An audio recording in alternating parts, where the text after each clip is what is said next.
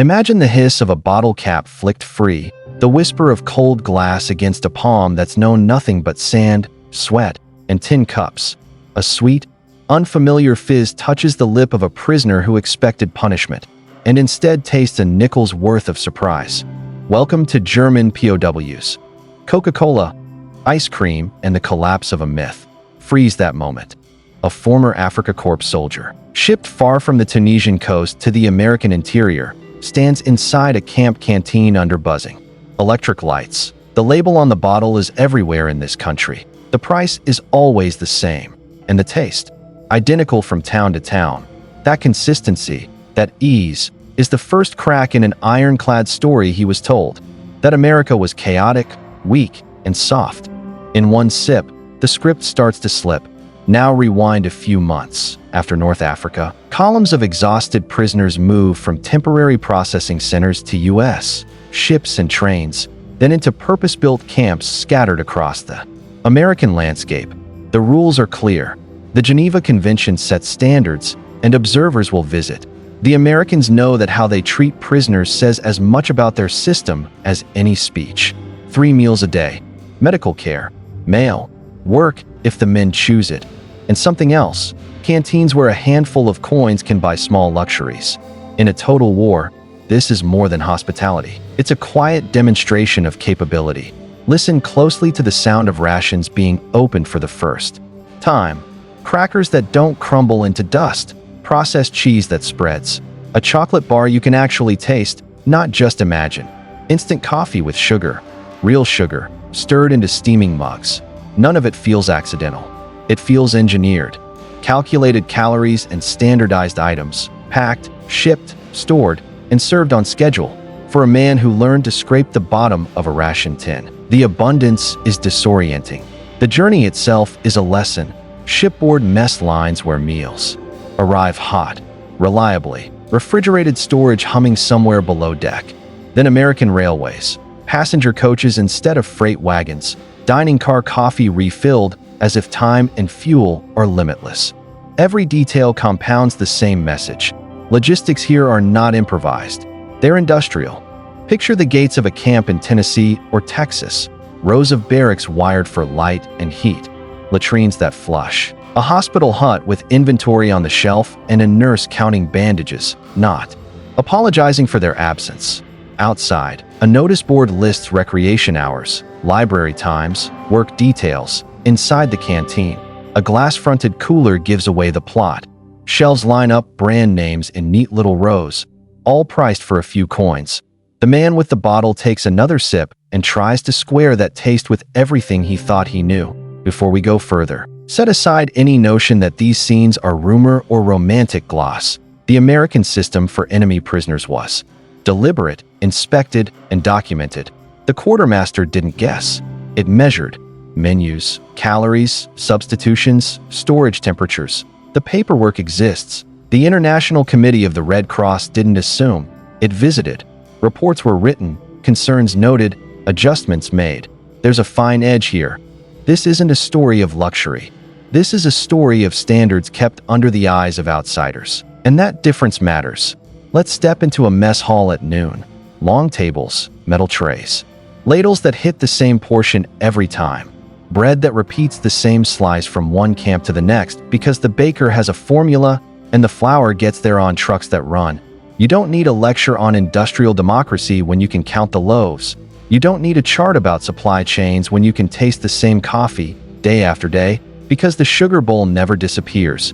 Now bring your focus to the camp canteen again. The PX, it's not a cornucopia, it's a catalog.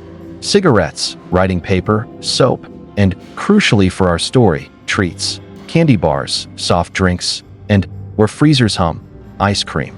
Prices don't jump with whims. They're steady, set with an eye to fairness and morale. The clerk behind the counter is bored in the way only a well-supplied clerk can be. That boredom sends a message more piercing than any propaganda broadcast. Abundance here is routine. Consider the effect on a mind built on a different model. Total control promised efficiency. Scarcity was framed as sacrifice. But here, the most ordinary American kid can buy a bottle for a nickel and leave it half-finished without scandal. The identical taste in every town means there's a recipe, and there's discipline. The identical price means there's a structure, contracts, bottlers, trucks, drivers, coolers, clean water, functioning roads. The soldier with the bottle doesn't have the vocabulary for standardization curves or quality assurance, but his senses are ahead of his words. He can taste a system working. Walk a little farther with me to a camp library. On the shelf are English primers, geography books, and newspapers that keep the numbers in public view. Harvests measured, production quotas surpassed, shipbuilding timelines posted for anyone to read. There's a peculiar power in an open statistic. When data about sugar, milk, and flour shows up in a daily paper, it stops being rumor and becomes a claim you can hold the state to. In this country, even output becomes public information. That transparency. Another crack. Shift scenes again. A work detail under guard on a farm or in a cannery. The job is simple but revealing. Rows of machines pull beets from soils as flat as a parade ground. Bins overflow with fruit that won't make the cut for canning, not because it's spoiled, but because the size is wrong or a blemish is small. The men on the detail exchange looks back home. That imperfection would have been sliced away, saved, hoarded. Here, it's diverted to animals. Waste? Maybe, or the footprint of an economy so productive that it can afford to be selective. The lesson lands all the same. Then there is ice cream. Not a myth, not a metaphor. An actual scoop in a real bowl, under a ceiling fan that moves July air. No slogan could strike harder at a soldier raised on scarcity. Dairy, sugar, cold, and time. 4 luxuries in one dessert. If you have ice cream, you have refrigeration. If you have refrigeration, you have electricity. If your electricity keeps stable temps, it's because your grid is organized and your repair crews get parts on schedule. If your supply chain feeds dairy into this system at scale during a war, then your farms, trucks, rails, and factories are synchronized. That single spoonful tells an entire story. The Germans were not naive. They recognized staging when they saw it. But what unfolded in these camps wasn't a staged afternoon. It was a routine that endured across seasons. Diets that hit targets. Canteens that restocked holidays with. Menus that followed tradition even under rationing. For a mind trained to look for the gap between promise and delivery, the gap never opened wide. Instead, delivery kept showing up. Now, watch as letters home move through postal sensors, stamped, resealed, and forwarded across oceans. In cautious lines, men described not just conditions but patterns. The frequency of Red Cross visits. The reliability of wages earned inside the wire. The fact that a canteen order actually arrives next week, not next year. The very possibility of sending help outward, from behind barbed wire to family in need, feels upside down. And upside down is where myths begin to fall. Return to the canteen window for one more look at that bottle. It's more than sugar and bubbles. It's a product tied to a promise that a soldier in a jungle, a sailor at sea, or a civilian in a small town can buy and recognize the same taste. When former enemies encounter that promise kept, again and again, it says something fundamental. This system makes sameness at scale, not sameness of thought, sameness of quality. The bottle is a token of that. We haven't even gotten to the holiday table, to the surprise of turkey and pie served on a day that means something particular in this country. We haven't walked into a school lunchroom where milk appears as though dairy logistics were as simple as chalk. We haven't stepped into a Texas museum built on the grounds of an old camp, where photographs show soccer matches and theater nights under watchtowers. All of that is coming, right now. Hold on to the sensation that matters most at the start of our story: cognitive dissonance. A man who expected to be broken by captivity finds himself fed, clothed, paid a small wage, and allowed to choose between a chocolate bar and a soft drink. He can read a newspaper under electric light. He can borrow a book. He can write a letter and expect it to move. He can. This is the part that shakes him most. Taste the same sweetness on a different day and know it will be sweet again tomorrow. In that repetition, an ideology begins to loosen. What collapses? First isn't pride. It's certainty. Certainty that the enemy is incoherent. Certainty that democracies are unreliable under pressure. Certainty that a state without a single voice can't coordinate. The bottle on the counter argues the opposite way. gently and relentlessly, day after day. The freezer hums its agreement. Before we turn the corner into the middle of this story, a promise for you. At the end of this video, we'll bring everything back to a single scene, one that shows, with no speeches and no slogans, how ice cream and a nickel-priced bottle became quiet instruments in a very loud war. It's a moment preserved in the records and remembered by the people who were there. And once you see it, the title you clicked, German POWs, Coca-Cola, ice cream, and the collapse of a myth, will feel less like a headline and more like a conclusion. Until then, consider this your invitation to look closely at the ordinary tray in a mess hall, the ordinary hum of a refrigerator, the ordinary taste that repeats across a continent. In wartime, ordinary can be revolutionary. Quick question as we move forward, and I want your take in the comments. Which detail hits harder for you as a measure of national strength? The bottle that tastes the same everywhere, or the scoop of ice cream served on a hot day to a man behind barbed wire? Tell me why, and keep your eye on the screen. The most revealing moments are still ahead. Step off the gangway with me and listen to the rules that quietly govern everything you're about to see. The 1929 Geneva Convention says prisoners must be fed well enough to stay healthy, housed decently, allowed mail, visited by neutral inspectors, and paid a small wage for work. In the United States, those lines on paper became routines on the ground, recorded by quartermaster clerks, checked by the International Committee of the Red Cross, and filed in archives with dates and signatures. No guesswork, no rumor, just procedures that repeat. Now, feel the first paper packet land in a tired hand.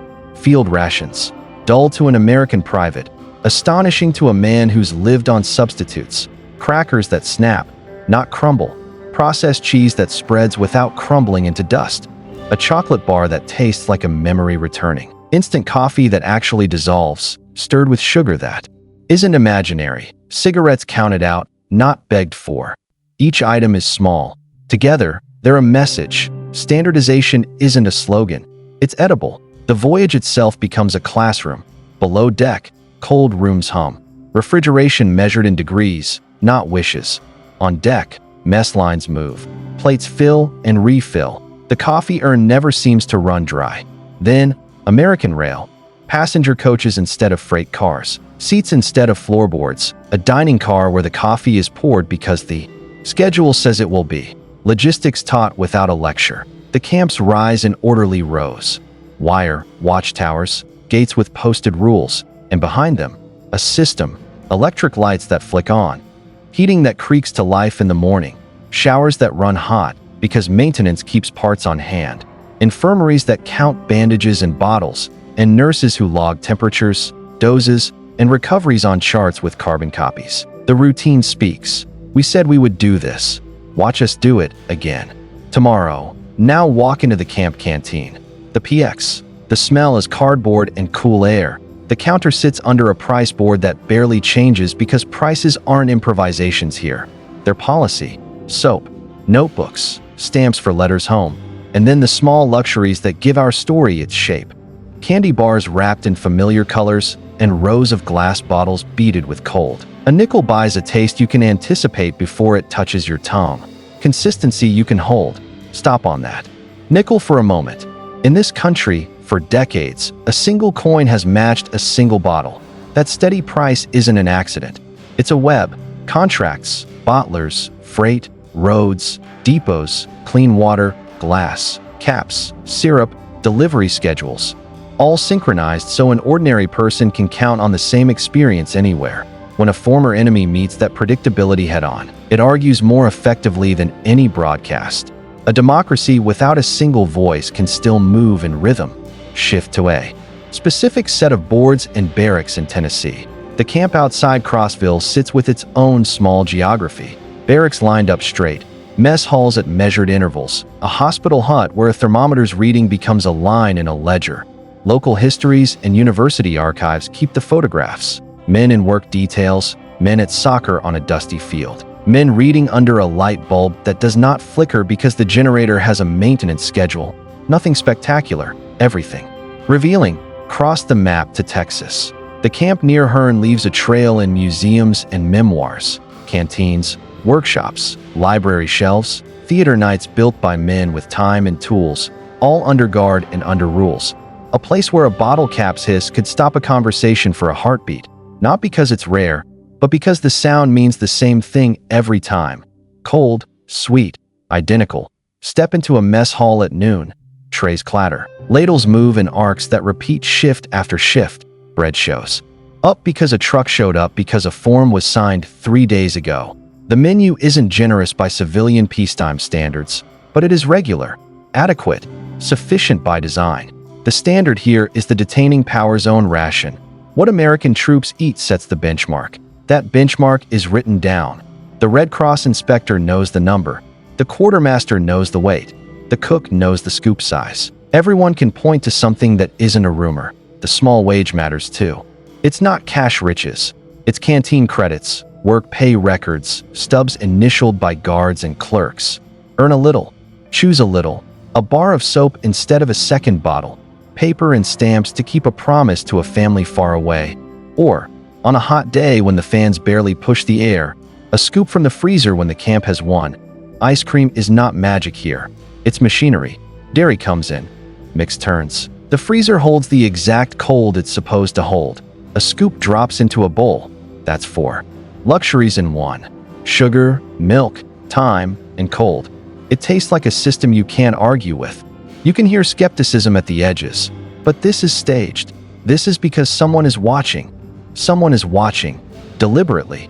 Neutral inspectors walk the grounds, talk to men without guards hovering, check kitchens, medical stores, and letters. They write reports, blunt when needed, bureaucratic when things are fine. The power of being seen by a neutral eye is simple. It makes promises expensive to break. In these camps, the cost of breaking a promise shows up in paperwork and pressure. So the promises are kept, routinely. Watchwork details leave the gate under guard. Not every job is the same. Not every region offers the same view. But patterns recur. Fields laid out in grids, machines large enough to look like buildings, storage that stacks harvest into silos and coolers. In canneries, a line moves at the pace the line dictates. Not the operator. Graders sort produce by size and blemish. Not desperation. To a man trained by scarcity, the sight is jarring. Edible fruit diverted because it misses a standard, not because it lacks nutrition. He doesn't need a lecture on quality control. He can see what grade means. Back in the infirmary, the quiet drama of care unfolds under fluorescent tubes. Thermometers tick, dressings are changed, infection is watched. And here another crack appears in old certainties. In some stateside hospitals, African American nurses work under wartime constraints, segregation in the society outside, uniforms in the wards inside, and they care for German prisoners by the book. That juxtaposition is so stark, so American, that it leaves marks on everyone who witnesses it. The rule still applies. Treatment follows the standard, not the uniform of the patient. Holidays arrive on the calendar whether a war cooperates or not. In the United States, the last weeks of November carry a particular rhythm. Menus planned months ahead, rail cars scheduled, poultry and flour and cranberries moved as if a nation had agreed to pause and eat the same things at the same time. Inside the wire, a version of that rhythm appears. It isn't feasting, it's recognition, a day marked with foods that signal, this matters here. For men who expected punishment, the message confuses first and teaches later. People who keep traditions under pressure are not faking their stability. Mail days become lifelines. Sensors read, stamp, reseal. Even the stamp is a message. A system touched this letter, logged it, and allowed it through. Parcels arrive from neutral agencies. Coffee, canned meat, soap, sometimes a bar of chocolate. Packed according to lists agreed upon by governments and committees, not whims. Each item is a pixel in a larger picture. Rules, enforced and inspected, produce predictability. Predictability produces trust, not affection, not agreement, but the trust that tomorrow will look like today in the ways that matter. Now listen to a story repeated in oral histories. A guard leaning on a post near a canteen door, offering a chocolate bar to a man with nothing in his pockets. Not a grand gesture. A habit.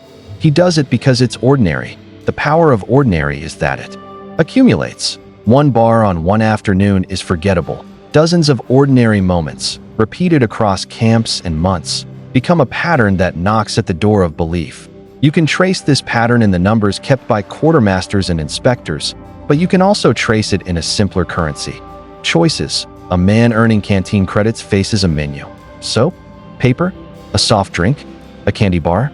A second scoop if the freezer is running? None of these choices looks political. Together, they ask a political question. Do you accept that this is what this society looks like when no one is making a speech? Walk with me into a school lunchroom on a work detail. Stainless steel trays sliding down a rail, milk handed across a counter, hot lunch ladled out to children who expect it because yesterday looked like today, to men who grew up in a different scarcity. The sight burns itself into memory. It's not a judgment, it's a contrast you can't unsee. And then there's the thing on the label, brand names that repeat across geography. A bottle in Tennessee and a bottle in Texas taste the same because bottlers follow a standard, and inspectors check the bottlers, and contracts bind everyone to the same promise. The promise isn't about luxury. It's about reliability. Reliability is a quiet form of power. We're not here to romanticize captivity. Wire is still wire. Freedom doesn't exist inside a compound. The rules that protect the captive also bind him. But within those rules, a second story happens about how daily sufficiency becomes a demonstration. A soldier who expected brutality meets bureaucracy instead. Ledgers, schedules, inspections, scales, thermometers, portion scoops, price lists, pay stubs, visitor logs. It's not glamorous. It's more persuasive than glamour. Let's pull the camera back for a minute and look at a calendar hanging in a clerk's office.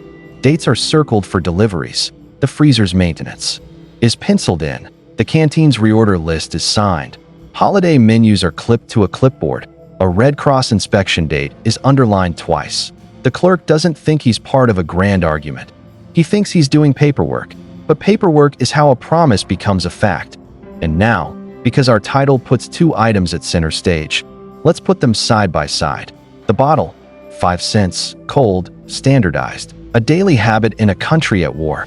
The scoop, cold where cold is hard, sweet where sweets are rationed, handed across a counter because morale matters in this system, not just victory. To men raised on slogans about the chaos of democracies, those two objects argue quietly and constantly, not with insults, with repetition. Before we turn toward the most striking scenes, holiday tables inside the wire, letters home that reverse direction with small gifts enclosed, and the moment when former enemies begin sending help outward instead of waiting for it. Hold one question in your mind and bring it to the comments. When certainty begins to crack, is it the grand statistic that does it, or the small routine? Is it a production chart, or a nickel that buys the same thing in every town? Keep watching.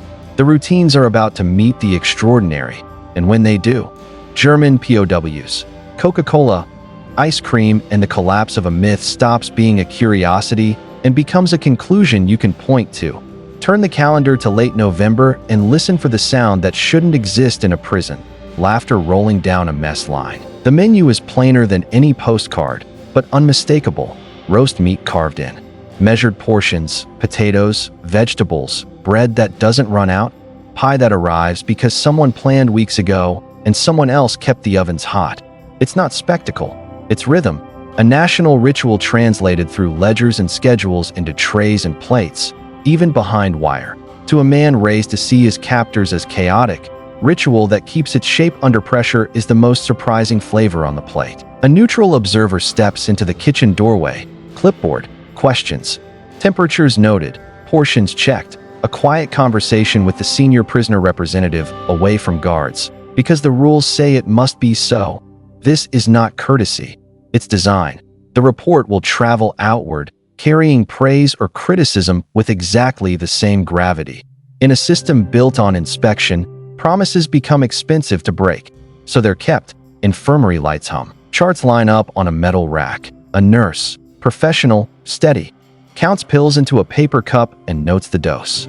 The uniform she wears and the uniform the patient once wore don't change the protocol.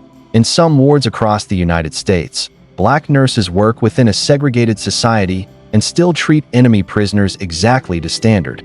That fact sits with a heavy kind of clarity.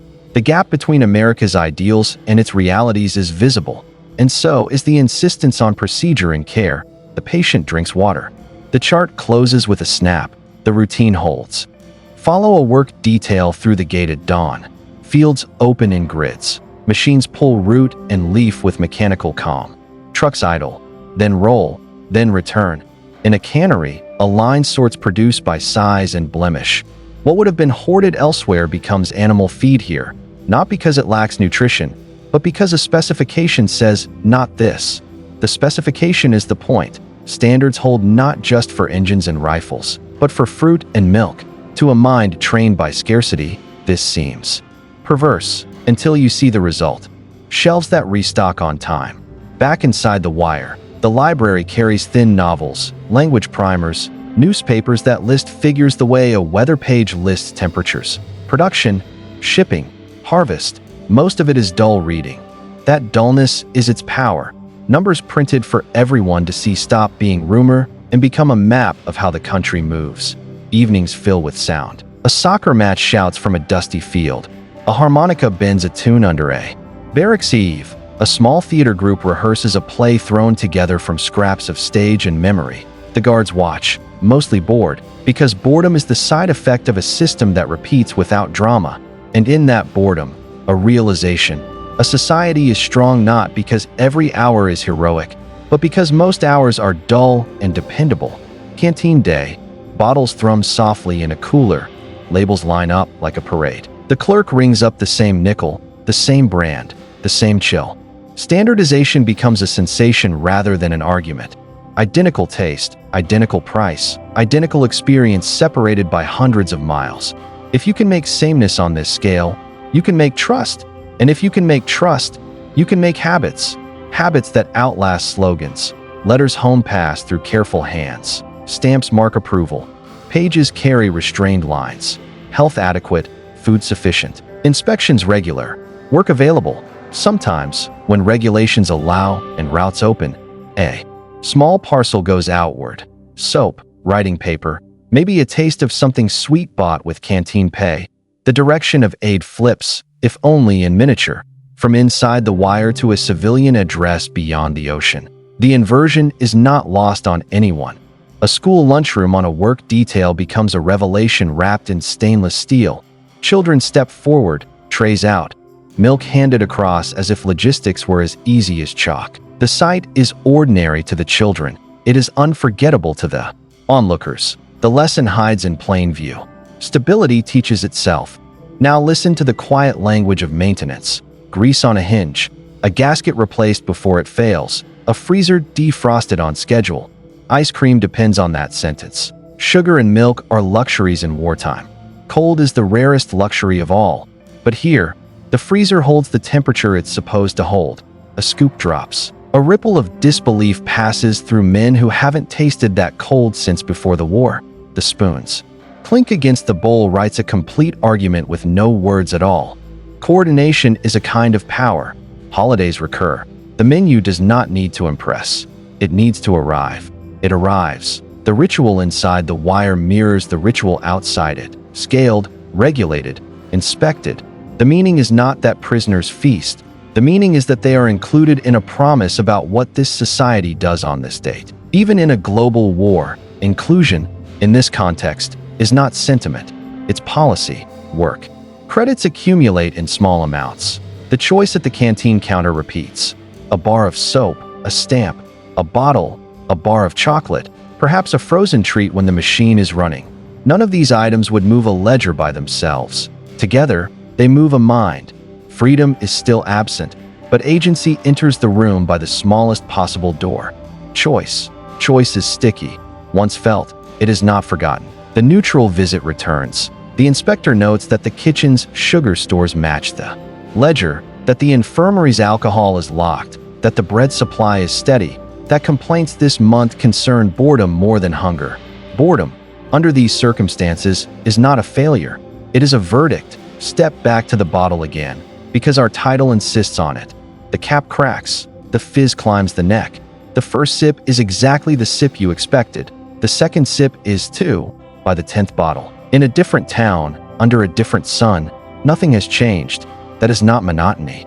That is reliability. The difference matters. And now the scoop, because our title insists on that as well. Cream, sugar, flavor, cold. Interlock pieces that require farms, rails, trucks, grids, freon, parts, maintenance, and people who show up when they say they will. Put a spoon into that, and you're tasting a chain of custody. In wartime, that chain is harder to keep intact. Keeping it anyway says more than a speech. The mind that arrived convinced of American weakness doesn't flip in a day. It bends. It questions quietly. It runs an experiment. Will tomorrow's tray look like today's? Will the bottle be there next week? Will the freezer hum after payday? Will the inspector actually return and ask the same questions? When the answers keep landing on yes, certainty begins to crumble, not with a crash, but with a steady, almost polite insistence. We will not pretend that every camp, every day, met every ideal. No system that large avoids flaws. But the broad picture drawn by ledgers and visits, by museums and archives, is consistent. Adequate rations by standard, medical care by protocol, wages by rule, mail by procedure, inspections by schedule, small choices by design. That consistency is the quiet heart of this story. In a few minutes, we'll walk straight into two moments that concentrate everything we've been circling. A holiday table whose menu says more about a nation than any broadcast, and a simple act with a nickel that reveals how a brand became a promise in uniform.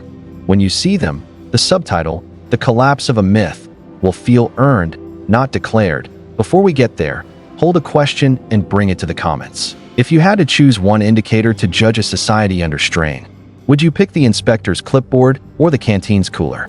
The form that catches a broken promise, or the machine that proves a promise can be kept every day? Keep watching. The ledger is about to meet the spoon, and the argument will be made without a single raised voice. Turn with me to a quiet afternoon when paperwork becomes a bridge. A Red Cross delegate sits with the elected prisoner representative, notes concerns, checks the kitchen, asks about wages for work details, and reads a sample of letters moving in and out. It is not a visit staged for a photograph. It is part of a cycle. The strength of the cycle is simple. When neutral eyes are expected, routines have to hold even when no one is filming. Promises become habits. On the notice board, a work roster. Some men choose farm labor, others sawmill shifts, cannery lines, road maintenance, forestry. The pay is small, counted in canteen credits or deposits that show up as entries in a ledger. The value is choice. With that choice comes small luxuries. A bar of chocolate after a day in the sun, a cold bottle on a bench outside the PX, paper and stamps to write home, soap to keep dignity intact. To someone measuring strength by spectacle, these purchases look trivial. To someone measuring strength by continuity, they are decisive. Feel how routine teaches without speeches. Bread arrives because contracts hold. Milk arrives because schedules hold. Sugar appears in bowls because storage and distribution hold. The inspector's clipboard and the canteen's cooler speak the same language. Reliability. For men trained to expect that democracies fray under strain, reliability is the most surprising lesson. Holiday weeks make the lesson visible. A menu appears that echoes a national ritual. Roast carved to a standard, vegetables. Bread, a dessert that tastes like planning. The point is not indulgence. The point is translation. Ritual moving through warehouses and railheads and kitchens into trays behind wire. When a society reproduces its rhythms in hard times, that rhythm becomes an argument all by itself. Evenings belong to small communities built inside the rules, a soccer match, a play, a chorus that learned its harmonies before the war and can still find them under new skies. The guards watch and yawn. Boredom is the incidental music of a system that repeats. Boredom, in this context, is not neglect. It is evidence. Where neglect reigns, chaos is loud. Where routine reigns, boredom mutes the room. Let's bring the bottle and the scoop back to the front of the frame. The bottle first. 5 cents, a cap that pops, a taste that does not surprise you because it never changes. Predictability is not a luxury item. It's a civic product. Bottlers, drivers, depots, inspectors, each invisible in the moment of the sip. Make the sip possible. To a former enemy trained to see only disorder in democracy, the bottle rehearses the same counterargument every day. Now the scoop. Milk, sugar, cold, and time concentrated into a single gesture. In wartime, that gesture requires a chain. Farms linked to trucks, trucks to rails, rails to depots, depots to camps, and camps to machinery that someone maintains when no one is looking. You don't have to draw the chain on a blackboard. You can taste that it exists, and once you've tasted it, you can't pretend it was a magic trick. Work details sometimes pass schools at midday. Stainless steel trays glide, milk is poured, and hot lunches move down a line to children who expect them. The sight is ordinary here and astonishing to onlookers. If a community can keep that promise to its children during a war, it says something that translates across language without a single adjective. Back in the infirmary, healing runs on protocols, temperatures logged, dressings changed, doses measured. In some wards, black nurses carry the weight of both duty and a segregated society beyond the hospital door, and yet the patient in the bed receives care according to the standard, not according to the uniform he once wore. That is not the end of any story. It is the center of this one. Rules enforced where it would be easiest to cut corners. Now, a letter home. The lines are careful, because censors will read them. Food adequate, health stable, inspections regular, work available, pay recorded, a small purchase, a bar of chocolate, a few stamps, described without flourish. The very existence of that predictability becomes the message. For families who feared silence, the routine in the words is the gift. With routes open and regulations allowing, some men make a small inversion. Help moves outward from behind wire. Soap, writing paper, a few comforts that traveled through the same canteens and warehouses and rails that fed the camp. The scale is modest. The symbolism is large. A promise kept so consistently that it overflows by inches. Pause on a detail in a mess hall. Sugar bowls sitting openly on tables. In one country, a scarce ration measured and protected. Here, a commodity dispensed as if the question asked every day is not, will there be sugar, but will there be enough spoons? That contrast does not humiliate. It educates. It says, this is what our system can do right now. In a cannery, the language of standards becomes visible on a conveyor belt. Produce that would have been hoarded elsewhere is graded, and imperfect fruit is diverted. Waste? It feels like it. Yet when the shelves refill on time, when jars seal properly, when the line never stops because an input failed, the standard explains itself. Efficiency here looks like indifference from far away and like reliability up close. There is no claim here that every camp was identical or that every day reached the ideal. Any system this vast has edges that fray, but the backbone, rations tied to the detaining power's own standard, neutral inspections on schedule, wages recorded, canteens supplied, medical care documented, repeats across geography. You can verify it in quartermaster files, in inspection reports, in camp histories preserved by local archives and museums. So when a man drinks from a bottle that cost a nickel yesterday and will cost a nickel tomorrow, or when he lifts a spoon of ice cream in a month that should be too hot, too tight, too busy for anything but essentials, he isn't tasting generosity alone. He's tasting system. System is the quiet force that makes myths wobble. We are heading toward two concentrated moments that crystallize everything.